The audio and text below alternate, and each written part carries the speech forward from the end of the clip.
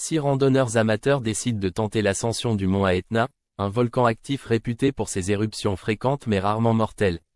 Parmi eux se trouvent Camille et Julien, un couple en quête de sensations fortes, Hugo, un ancien militaire reconverti en coach de vie, Sophie, une passionnée de géologie, Maxime, un étudiant en photographie, et Adrien, un architecte d'extérieur.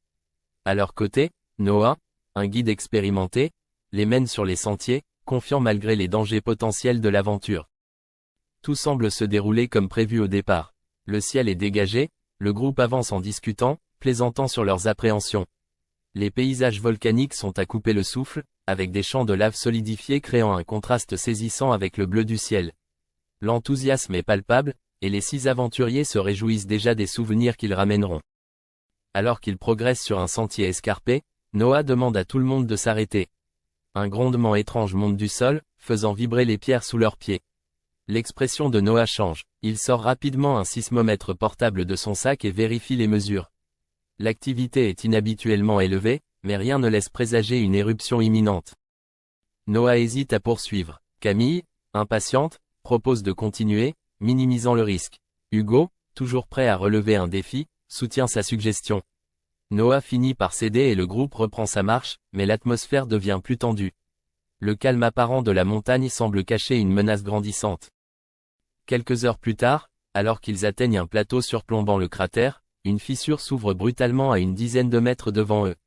Un jet de vapeur brûlante jaillit du sol, les forçant à reculer précipitamment. Le groupe retient son souffle, choqué par cette soudaine manifestation de l'activité volcanique. Sophie, fascinée par le phénomène, tente de s'approcher pour prendre des échantillons, mais Noah la retient fermement. Ça devient trop dangereux, dit-il d'un ton sec. Nous devons faire demi-tour. Mais avant qu'il puisse bouger, le sol commence à trembler violemment. Le ciel se noircit en un instant.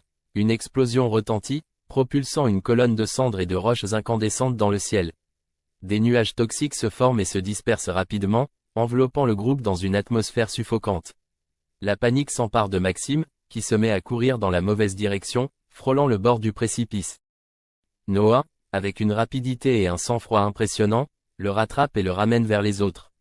Mais la situation s'aggrave. Une coulée de lave s'écoule rapidement le long de la pente, coupant leur accès au sentier principal par lequel ils étaient montés. Ils sont maintenant pris au piège, avec le volcan en furie d'un côté et un gouffre béant de l'autre. Dans la précipitation pour s'éloigner de la lave, Adrien glisse sur une roche friable et perd l'équilibre. Le groupe n'a que le temps de le voir basculer dans le vide avant que son cri ne se perde dans le rugissement du volcan. La perte est brutale et plonge le groupe dans un état de choc. Noah les exhorte à rester concentrés, un seul faux pas pourrait signifier leur fin à tous. Complètement désorientés, ils descendent en urgence vers une dépression rocheuse. La lave ne peut pas les atteindre ici, mais ils sont désormais coupés de toute possibilité de revenir sur leurs pas. Noah tente désespérément de contacter les secours, mais les interférences causées par l'activité volcanique bloquent toute communication. Ils doivent trouver une issue par eux-mêmes, et vite, car l'air devient de plus en plus irrespirable à mesure que la cendre s'accumule.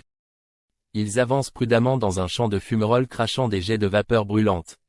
Le groupe se couvre le visage avec des morceaux de tissu trempés d'eau pour filtrer les gaz toxiques. Mais l'effet est limité, et la chaleur intense rend leur progression pénible. Le souffle court, Camille trébuche, s'étouffe presque, mais Julien l'aide à se relever. Noah cherche désespérément un abri plus sûr. Leur chance de survie diminue à chaque minute passée dans cet enfer. Finalement, ils découvrent l'entrée d'un tunnel de lave, une structure formée par une ancienne éruption. Noah sait que pénétrer dans ce labyrinthe souterrain est risqué, mais c'est leur seule chance. L'intérieur est sombre, humide, et des grondements inquiétants résonnent tout autour. Ils avancent avec prudence, redoutant qu'un effondrement les enterre vivants. Un tremblement soudain provoque l'effondrement d'une partie du tunnel. Hugo est enseveli jusqu'à la taille sous les débris. Les autres se précipitent pour dégager les roches, mais Hugo a la jambe brisée. Son visage est déformé par la douleur, mais il refuse de les ralentir. Continuez, laissez-moi ici, mais personne n'accepte d'abandonner un camarade. Le groupe parvient à le libérer, mais leur progression devient extrêmement lente. Chaque seconde passée ici les rapproche d'une mort certaine par suffocation ou intoxication. Une odeur âcre remplit soudain l'air. Noah leur hurle de couvrir leur nez, ils inhalent du sulfure d'hydrogène.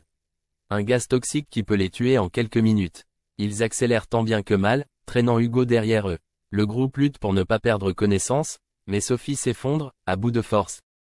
Noah force Hugo à avancer, Maxime prend Sophie sur ses épaules, et ils continuent de marcher, le souffle coupé par l'angoisse et l'épuisement.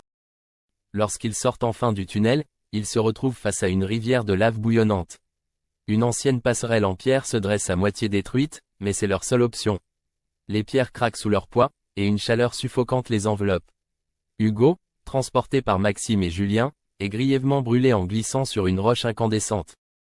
Ils parviennent de justesse à franchir le gouffre, mais les cris de douleur de Hugo résonnent longtemps dans les oreilles de chacun. Les conditions empirent. Une pluie de cendres réduit la visibilité à quelques mètres. Noah, affaibli, passe le relais à Hugo, dont le caractère d'acier pousse les autres à continuer. Mais un nouvel espoir apparaît, un hélicoptère, bravant les cendres, survole la zone. Les randonneurs lancent leur dernière fusée de détresse, et l'hélicoptère répond. L'hélicoptère est surchargé, mais ils parviennent à tous se hisser à bord.